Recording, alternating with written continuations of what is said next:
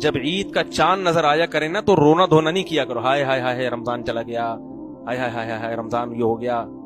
اللہ خوشی دلا رہا ہے کہ بھائی 1 مہینے کی ٹینشن تھی ختم ہو گئی، اب کھاؤ پیو موج مستی کرو، اب کھاؤ پیو، یہ اللہ نے ثواب لکھ دیا تو خوش ہو جاؤ.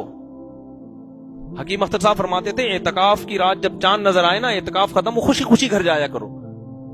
بہت فنٹر بن رہے ہوتے ہیں. ایک صاحب مجھے کہنے لگے 1 روزہ کھا گئے وہ. میں نے کہا رکھ لے تو بھائی 1 روزہ اگر کھا گئے تو کل رکھ لے دوبارہ، تجھے کس نے منع کیا؟ عید کے بعد ایک رکھ لینا. نہ رکھ رہے بس ایسی بات. چاند نظر آئے بھائی خوشی. تو اللہ نے تو روزے ختم کر دیا، آپ اللہ سے آگے نکلنے کی کوشش کر رہے ہو. اسی وجہ سے عید کا روزہ کیا ہے؟ حرام ہے.